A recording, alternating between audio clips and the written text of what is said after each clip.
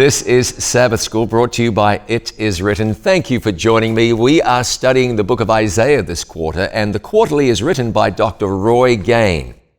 Dr. Gane is a professor of Hebrew Bible and ancient Near Eastern languages at the Theological Seminary at Andrews University in Berrien Springs, Michigan, and he joins me now. Dr. Gane, thanks for being here. Really appreciate it. Welcome to Sabbath School.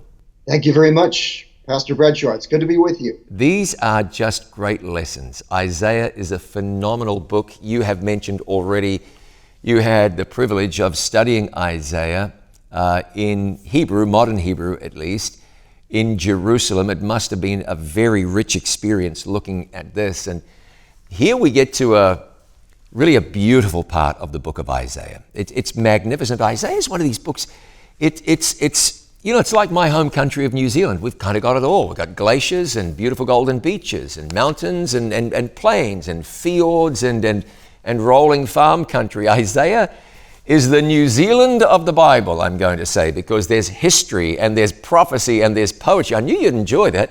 And there's high drama and there's this beautiful...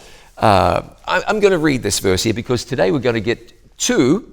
not just staying, but we'll get to Isaiah chapter 53. But he was wounded for our transgressions. He was bruised for our iniquities. The chastisement for our peace was upon him, and by his stripes we are healed. That's Isaiah 53:5, the memory verse. The opening story is about a Chinese Christian who, in order to reach Chinese slaves in South America as a free man, sold himself into slavery.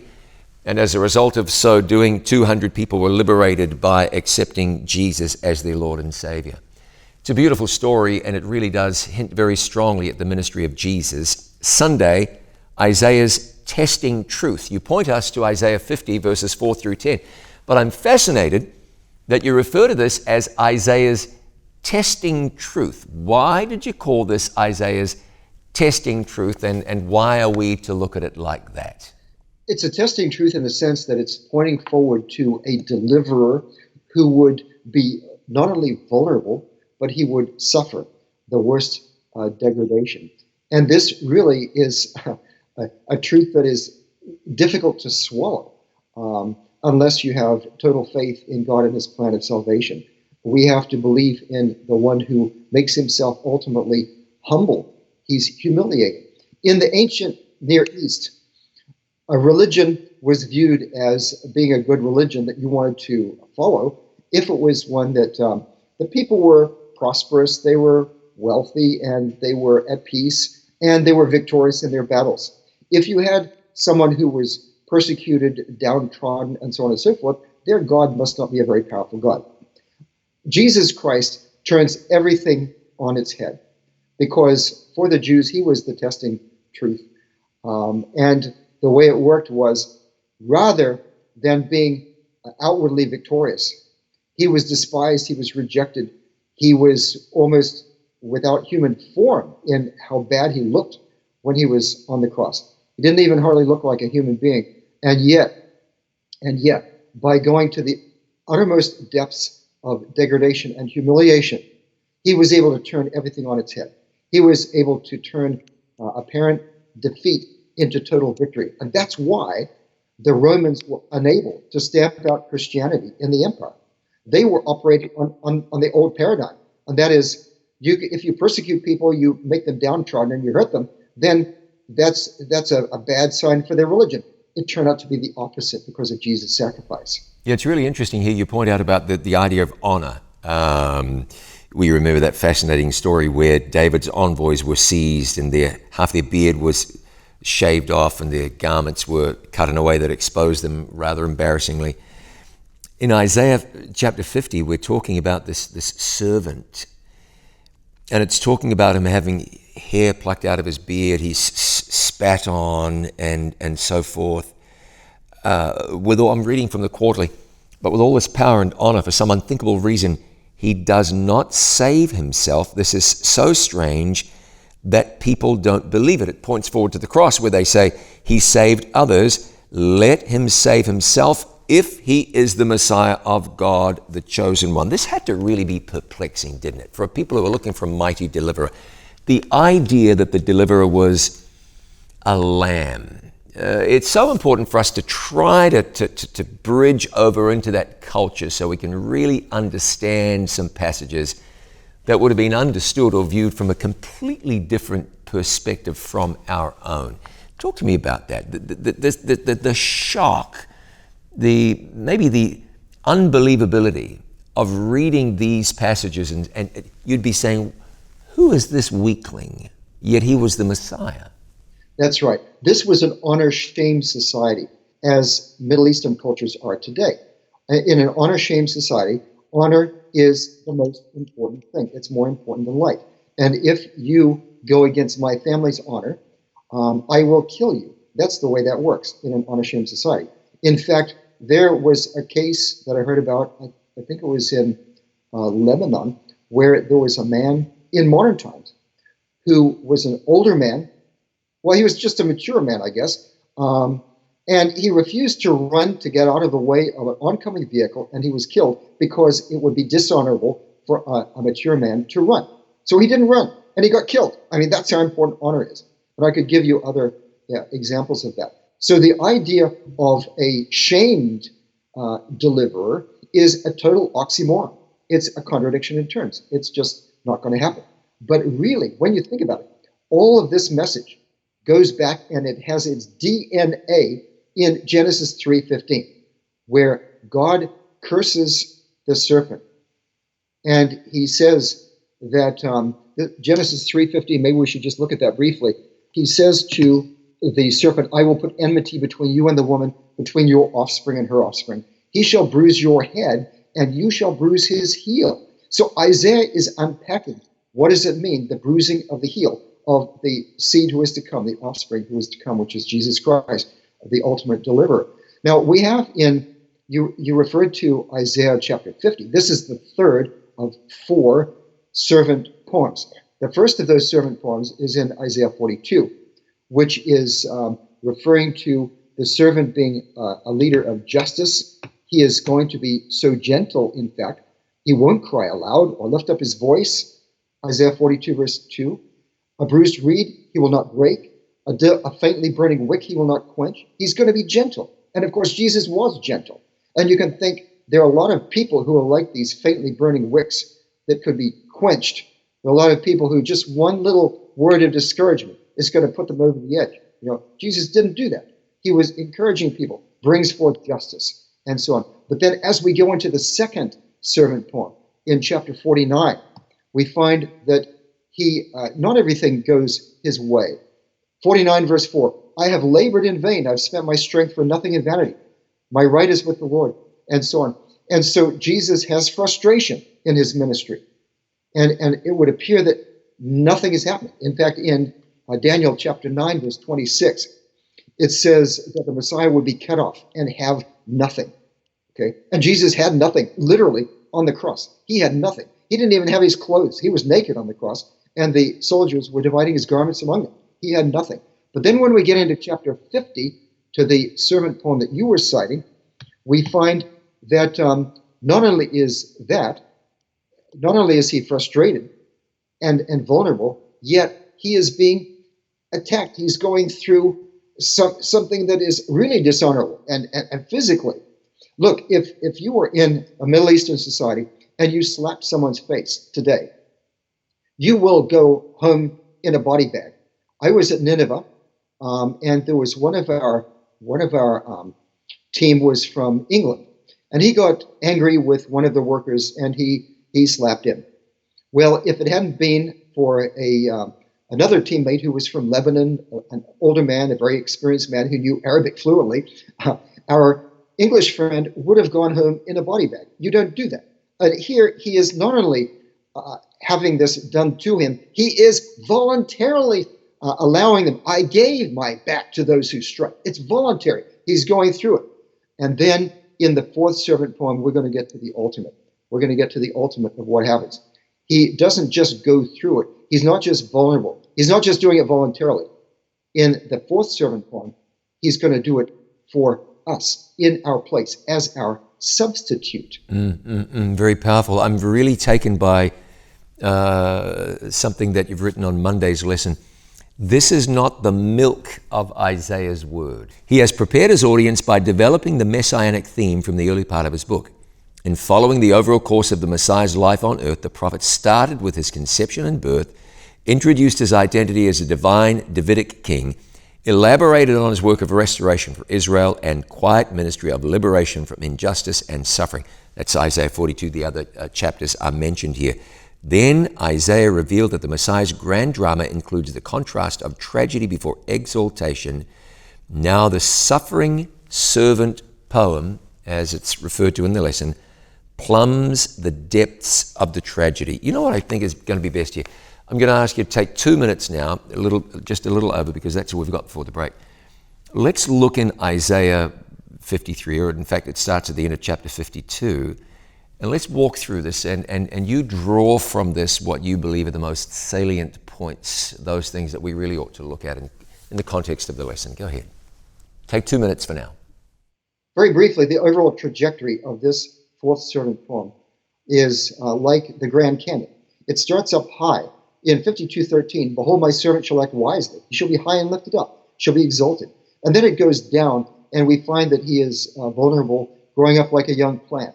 And then he has no beauty that we should desire him, a man of sorrows. He goes down, down, down into the depths. And then he goes into death and then the tomb for us. But then at the end, he's exalted. He goes up the other side. So it's like going down into the Grand Canyon and then up the other side. It's really the trajectory of Philippians 2, verses 5 and following. Have this mind among yourselves, which is yours in Christ Jesus. In other words, follow his example. And 1 Peter 2 talks about following his example. And it says there, verse 6 of Philippians, who though he was in the form of God, didn't count equality with God like a thing to be grasped, but emptied himself. And then by taking the form of a servant, being born in the likeness of men, and being found in human form, he humbled himself by becoming obedient to the point of death, even death on a cross. Down, down, down, down to the ultimate. And then the next verse, therefore God has highly exalted him, bestowed on him the name that is above every name. That is the trajectory of this fourth servant poem. Down and then honor and glory and victory on the other side, which is what we see at the end of Psalm 22. You know, Psalm 22 is what Jesus cited on the cross. Eli, Eli, lama sabachthani. He says it in an Aramaic translation that everyone would understand. Why, God, my God, why have you forsaken me? And then all this bad stuff going on, but it ends up in a shout of triumph and praise. What has God done? He was able to see through the portals of the tomb because he was walking by faith in God's word alone, not by sight. It is a majestic book, and there are so many high points, so many memorable passages of this book, and I think there's no higher point than the low point, which is Isaiah chapter 53, where Jesus died for us. I do want to recommend this to you because I do believe it'll be a blessing to your study. The book of Isaiah, the companion book to the Sabbath School Quarterly, written by Dr. Gain, Thoughts as High as Heaven. You can get this from itiswritten.shop and other places as well. Itiswritten.shop is open 24/6.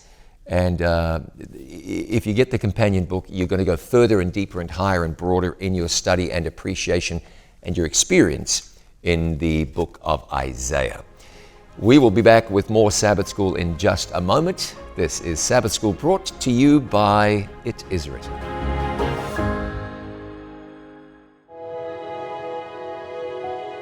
I just want to say thank you. I watched a minute devotional TV segment you did, and it converted me.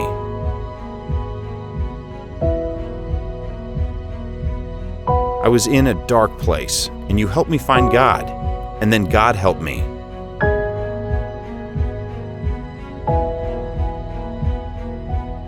I've been around for a long time, and I know a good thing when I see it. Your inspirational programs are wonderful. May God bless you bountifully. After losing my husband in a car accident back in 2015, I started to listen to It Is Written. This ministry was one of the many ways God chose to speak and bring me closer to Him. May the Lord continue to bless this ministry. Welcome back to Sabbath School on It Is Written, lesson 10 of this quarter's quarterly, Isaiah. It is doing the unthinkable. We're focusing right now on Isaiah chapter 53, where Jesus did the unthinkable. Tuesday, you've titled, Dr. Gain, Who Has Believed? And there's a lot to look at, but I do want to zoom in on this. I'm fascinated by it. Isaiah 53, verse 1, it says, look at the questions. Who hath believed our report? And to whom is the arm of the Lord revealed? It's interesting, these questions emphasize the challenge of believing the unbelievable, compare with John chapter 12, and warn us to sit down for the rest of the story. Take it from there. Yeah, well, this is an appeal, really, isn't it? Who has believed? It's a question. Are we going to believe? We're the later audience of what's going on. To whom is the arm of the Lord being revealed? Are we going to accept his power and the way he works out for us? Now, it's interesting that here that chapter 53, verse 2, refers to Jesus' childhood. He grew up before him. That is, this servant grew up before the Lord like a young plant. So he's vulnerable. No form of majesty that we should look at him. No beauty that we should desire him. He didn't come looking like a king, clothed with all this kind of amazing garments and living in a palace that people should think he's something special. He was just ordinary. He was another citizen of the city of Nazareth there in Galilee. But then it goes into his being despised, rejected, as one from whom men hide their faces. This is all about shame. He was despised, and we esteemed him not. But I love what Paul says about how Christ was despising the shame. There's the answer to an honor-shame culture. Despising the shame itself. That's amazing what Paul says. But then the shock comes in verse 4. The shock is in verse 4. Up until now, okay, we can see this is someone who's despised. But then in verse 4, bam, surely he has borne whose griefs? Our sorrows. And it repeats, our. We esteemed him stricken, smitten by God, and afflicted. But he was pierced for our transgressions, crushed for our iniquities. Upon him was the chastisement that brought us peace. With his wounds, we are healed. And so then we realize, wait a minute, this is us. This is us. You know, there's a saying, we have met the enemy and he is us. Well, here we've met the friend and he is us. Yeah, it's fascinating here too when you look at verse 6, and I don't want to cut you off if you had more to say on that, but Isaiah really turns this thing. All we like sheep have gone astray. We have turned everyone to his own way. So we've done wrong. We've committed sin. We've turned our backs on God. But it's fascinating. Isaiah writes, and the Lord has laid on him the iniquity of us all. It's profound and it's moving and it's miles deep, isn't it? It is. And really, I regard this as the inner sanctum. This is the Holy of Holies of Isaiah. Just like Leviticus 16 on the Day of Atonement is the inner sanctum of the Pentateuch. This is amazing. Years ago, I preached a sermon comparing David when he was fleeing from Absalom because of the sins that he had committed with Bathsheba and these. And as a result, he was going out a man of sorrows, unacquainted with grief. But then I turned it to this passage and Jesus, really. 1,000 years later, there came another one who was acquainted with sorrows and grief, but it was not for his own sins. And then I just started quoting, surely he has borne our griefs and carried our sorrows. And you know what happened? At that point, everybody in the audience just started crying. Just repeating those words. When you realize, when it really sinks in, what he has done for us. He has been our substitute. In my place, he suffered that shame, degradation, and all of that. It just is so powerful. We like sheep, and the Lord has laid on him. The word in Hebrew for iniquity is the word avon, which can mean, and I believe it means that here, culpability. That is the blame, the punishability, those who get the rap for what someone has done. And then he was oppressed and afflicted, opened not his mouth, like a lamb that's led to the slaughter. My wife was a missionary's daughter in the country of Nepal. She has witnessed Hindu sacrifices, and the sheep do not make a sound when they're taken to have their have their throat slit or whatever. The goats do. The goats scream and everything, but sheep don't. And he was just silent. Then he's cut off out of the land of the living, stricken for the transgression of my people. They made his grave with the wicked, with a rich man in his death. Now, interestingly, I was in a class at the Hebrew University of Jerusalem where our teacher, who was a rabbi, was discussing this passage right here. And I was, I think, the only Christian in the class. The rest of the class were Israeli Jews. And when the teacher got to this point, he pointed out that whereas the traditional Jewish interpretation is that this suffering servant is the nation, the Jewish nation, he said this cannot be the nation. This here is speaking about an individual. Now, he didn't know if that was Jeremiah or some other righteous person, some prophet. He wasn't going to say who we think it is, obviously, as Christians, but it really needs to be an individual. Although he had done no violence, there's no deceit in his mouth. So he's suffering for us, even though he was innocent. That's the point. And he's like the animal sacrifices. Those animals were innocent, and yet they were sacrificed on behalf of people. He's the one fulfilling that. And then in verse 10, it was the will of the Lord to crush him. He is put into grief. In other words, it was God's decision. And he allows it. The suffering servant allows it. This was the Trinity agreeing to what they were going to do.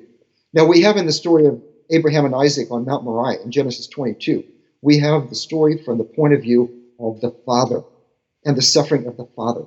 We always think of the suffering of Jesus, and the suffering of this servant is pointing to Jesus. We know that because Acts chapter 8, when Philip was talking to the Ethiopian eunuch, he quotes this and refers to Jesus. And it fits the profile. And it fits in with the other servant poems, which fit with the other messianic passages earlier in Isaiah, and it's got to be the same person. But here we have the will of the Lord is to do this. This is to save us and to do that on our behalf. I want to just jump in here, Dr. Game, because there's a question I've got to ask you, and if you were to line up all the profound verses in the Bible, or profound statements in the Bible, you wouldn't find many that are more profound than this one in verse 11. He shall see of the travail of his soul and shall be satisfied. He went through this willingly. He looked into the future and he said, I'm okay with this because you'll be saved. Let me ask this question. It's a potentially sensitive question, but I know that everyone wants an answer to this question. You have many Jewish friends, and so I know you'll give a very respectful answer. You've studied in Jewish universities. You've lived in Israel. We look at Isaiah chapter 53 and we say, Jesus. Jews look at Isaiah 53, and I'm not 100% sure what they say. They talk about Israel as being the suffering servant. In some cases, they say, help me to understand, and I know you're going to be as respectful as anybody ever could be. How do Jews look at this passage and fail to see Jesus? I understand Christ does not feature in the culture. They are not Christians. I get that. But how do Jewish scholars work their way around this, where it seems to us to be so clear? Why isn't it clear to others? To some, this is a very obvious answer, but for many, it's a perplexing sort of a question, because we say, why doesn't everybody see this? You got 3 minutes. As I told you, I was at the Hebrew University of Jerusalem, and you could have cut the air with a knife in that classroom. I've never been in such a tense classroom. And I think that the Word of God is just appealing. And the only reason is just to deny it because of all of the tragedies of history where Christians have done bad things, and they really just don't want to believe that it's Jesus Christ. Now, I point out in my companion book, and by the way, here is what we're talking about right here on the cover, but here I trace the messianic passages in Isaiah and really demonstrate from the text that really this has to be talking about the same person who is divine. He's descended from David, and the profile is got to be adding up to Jesus Christ. There's nobody else. But the reality is that some people just do not want to accept that. They want to bracket that out and say they find an alternative, which is that it is the nation.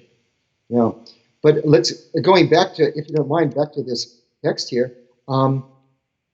In verse 10, it says, he shall see his offspring. This is very profound because in Daniel chapter 9:26, it says the Messiah will be cut off. And in the Pentateuch, that's a judicial penalty for someone who commits a crime.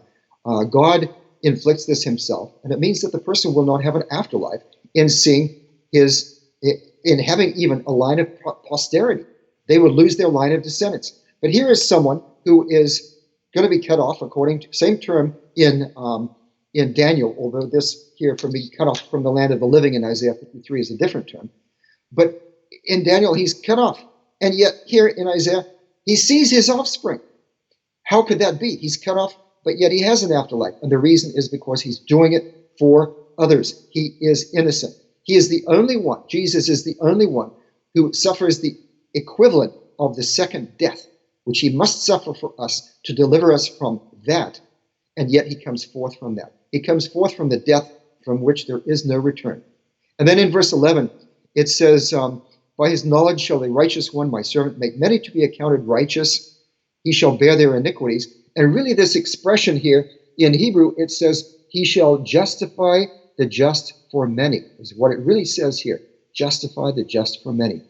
That term, justify the just, shows up in other places like Deuteronomy 25, verse 1, 1 Kings 8:32, where it's referring to a judge who is vindicating the innocent as opposed to condemning the guilty.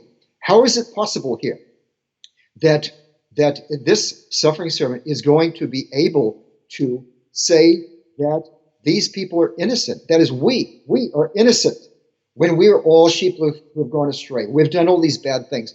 And this is not just fiction. When a judge judges, he's supposed to judge justly. He doesn't change a person from being unjust to being just.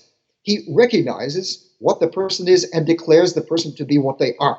So how could this servant then, in this passage, justify the just and thereby declare them to be righteous, that is to say blameless and not worthy of punishment? And the only answer is, and it comes through loud and clear in this passage, it is the message, it is the testing truth of this passage, it is the substitution of Christ, and that alone makes it possible for us to be just when he justifies, because he is just when he justifies those who believe, according to Romans 3, verse 26. That's the gospel right here in Isaiah. Powerful. Isaiah is the gospel prophet. Dr. Gain, as always, the time has just flown by far too fast. And of course, we can't possibly get to it all, but that's what the week of study is about. Thank you so much for joining me. Look forward to seeing you again.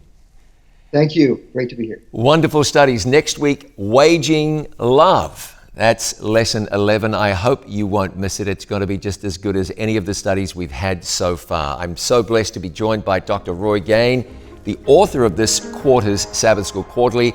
Let's do this again. Join me again next time for more of Sabbath School, brought to you by It Is Written.